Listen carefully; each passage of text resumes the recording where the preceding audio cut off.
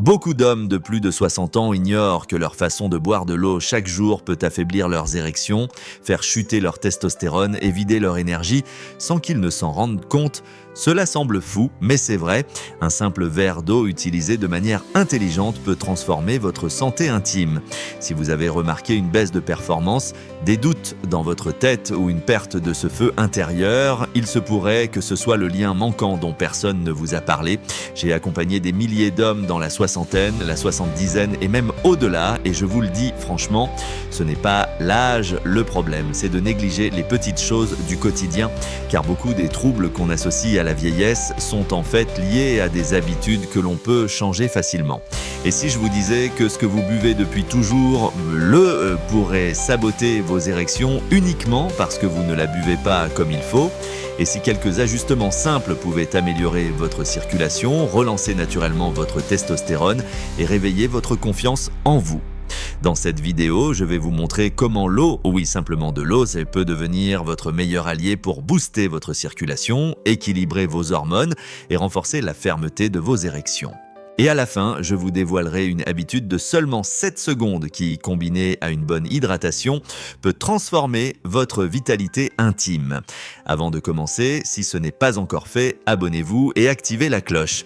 Ces conseils sont faits par et pour les hommes de plus de 60 ans.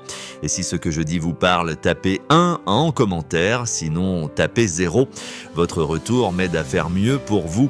Entrons dans le vif du sujet. Parlons de la circulation sanguine. Une érection, ce n'est pas qu'une question d'envie ou d'émotion, c'est un mécanisme physique, une sorte de système hydraulique. Et sans une bonne circulation, rien ne fonctionne. Ce que beaucoup d'hommes ne savent pas, c'est que le sang est composé en grande majorité d'eau et quand vous n'êtes pas bien hydraté, le sang devient plus épais, plus lent et a du mal à circuler. C'est là que les problèmes commencent. L'eau, le meilleur allié du sang et de votre virilité. L'érection dépend totalement de la circulation sanguine et pour que le sang circule bien, il a besoin d'eau. C'est aussi simple que ça. Je me souviens d'un de mes patients, on va l'appeler Marc. Il avait 68 ans, ancien prof de sport. Il est venu dans mon cabinet, le regard vers le sol, la voix basse. Il m'a dit « Docteur, ça ne marche plus comme avant ». Il parlait bien sûr de sa virilité. Il pensait que c'était juste l'âge, mais après lui avoir posé quelques questions, je lui ai demandé « Marc, combien d'eau bois-tu dans une journée ?» Il a rigolé. « Pas grand-chose, un café le matin, un soda à midi ». Marc n'est pas un cas isolé. Beaucoup d'hommes de son âge sous-estiment l'importance de l'eau alors qu'elle est la base de la circulation sanguine. Une érection, c'est simplement une montée de sang dans le sexe, comme une chambre qui se remplit d'un liquide sous pression. Mais pour que ce mécanisme fonctionne, il faut un sang fluide qui se déplace facilement. Et le sang, c'est plus de 90% d'eau. C'est quand on est déshydraté, même un peu, le sang devient plus visqueux, plus lourd. Le cœur doit forcer davantage pour le faire circuler et ça limite l'arrivée du sang dans les endroits sensibles comme le pénis. Et le pire, c'est que vous ne vous en rendez même pas compte. Juste un petit manque d'eau peut faire baisser le volume sanguin et affaiblir la qualité de vos érections. Marc a alors commencé une routine simple, boire à petites gorgées tout au long de la journée.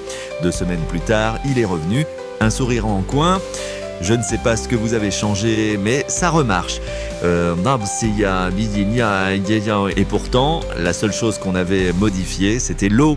Alors, avant de blâmer votre âge ou votre taux de testostérone, posez-vous cette question. Êtes-vous vraiment bien hydraté ? Parfois, la solution n'est pas dans une pilule, elle est simplement dans un verre. Et si la circulation est la première étape, devinez quoi ? Le manque d'eau peut aussi faire chuter l'hormone qui vous rend homme, la testostérone. On en parle tout de suite. Ne croyez pas que le manque d'eau ne fait que dessécher votre peau, il abîme aussi vos hormones, et en particulier votre testostérone. Je me souviens d'un autre patient, on va l'appeler Lucien. Il avait 73 ans, veuf, encore très autonome, il vivait seul et se débrouillait bien, il n'était ni malade ni déprimé, mais il m'a dit « Je ne me reconnais plus ». Il n'avait plus autant d'énergie, plus autant d'envie, même son humeur était comme éteinte. Et dans sa voix, j'ai senti une inquiétude qu'il n'osait pas dire à voix haute. Est-ce que je suis en train de perdre ce qui faisait de moi un homme ? Alors, on a fait des analyses et un point ressortait. Son taux de testostérone était plus bas que la normale. Pas catastrophique, mais suffisamment pour expliquer ce qu'il ressentait. Ce qui l'a le plus surpris, ce n'est pas le chiffre, mais la cause. Lucien était en déshydratation chronique. Pas de maladie, pas de médicaments, juste des années à ne pas boire assez. Quand votre corps manque d'eau, il passe en mode survie. Il va d'abord s'occuper du cœur, de la température et des organes essentiels et il laisse de côté tout ce qui n'est pas urgent, donc votre testostérone chute. Et ce n'est pas tout, quand vous êtes déshydraté, votre corps fabrique plus de cortisol, l'hormone du stress. Et le cortisol, c'est l'ennemi juré de la testostérone. Quand l'un monte, l'autre descend. C'est une bataille hormonale où votre virilité se retrouve piégée au milieu. Lucien n'a rien pris comme traitement, il a juste commencé à boire correctement, régulièrement, avec attention. Un mois plus tard, il est revenu changer, il ne se sentait pas seulement mieux, il se sentait vivant. Et cette lumière dans ses yeux, elle était revenue. Alors si en ce moment vous vous sentez fatigué, un peu perdu, sans envie, ne sautez pas trop vite aux conclusions. Ce n'est peut-être pas votre âge, c'est peut-être juste votre corps qui vous supplie « Donne-moi un peu d'eau et je redeviens moi-même ». Mais attention, ce n'est pas parce que vous buvez que vous le faites bien, car même l'eau mal utilisée peut vous nuire. Je vais vous montrer ce que la plupart des hommes font mal sans le savoir. Soyons honnêtes, quand j'explique à des hommes de plus de 60 ans que la façon dont ils boivent de lait peut affecter leurs érections, beaucoup me regardent comme si j'avais perdu la tête. Un jour, un homme que j'appellerai Michel, 65 ans, ancien routier, m'a même lancé en rigolant « Docteur, c'est de l'eau, vous voulez que je la bénisse avant de la boire ?» Je lui ai répondu « Michel, mais vous devez la respecter. » Parce que voilà le problème, la majorité des hommes attendent d'avoir soif, puis ils engloutissent une grande bouteille d'eau glacée d'un seul trait et ils pensent faire du bien à leur corps.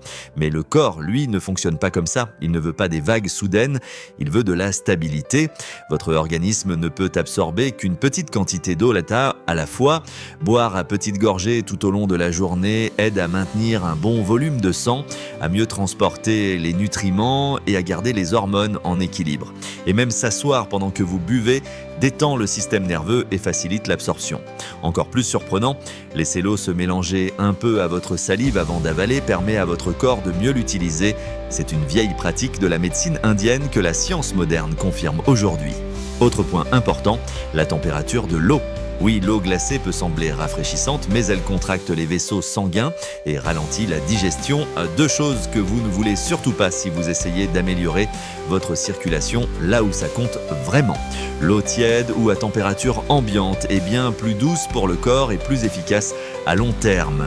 Michel a suivi ses recommandations simples, a juste changé sa façon de boire, lentement, assis, eau tempérée au bon moment. 3 semaines plus tard, il m'a dit « Docteur, je me sens fort à nouveau. Ce n'est pas la quantité qui compte, mais la façon. Mais attention, même avec une bonne hydratation, certains gestes quotidiens peuvent tout gâcher sans qu'on s'en rende compte. Regardons ça de plus près. Il n'y a rien de plus décourageant que de faire les choses bien pour finalement découvrir qu'on a tout gâché sans s'en rendre compte. C'est exactement ce qui est arrivé à Gérard, 64 ans, ancien pilote de ligne. Il était fier de suivre mes conseils à la lettre, boire souvent, assis, avec de l'eau à température ambiante. Mais quelques semaines plus tard, il est revenu un peu déçu. « Docteur, je vais un peu mieux, mais pas autant que je l'espérais. » Gérard pensait bien faire, café le matin, un verre de vin le soir, un fruit juteux, puis un grand verre d'eau, mais sans le savoir, chaque geste jouait contre lui. Le café et l'alcool sont des diurétiques. Ils forcent à éliminer plus d'eau, ce qui vous rend encore plus déshydraté.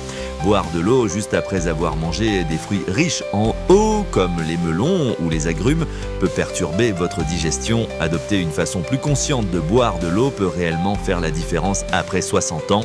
De petits gestes, simples mais stratégiques, peuvent grandement améliorer votre bien-être intime. Merci d'avoir regardé, prenez soin de vous et buvez malin. À bientôt sur Super Vie.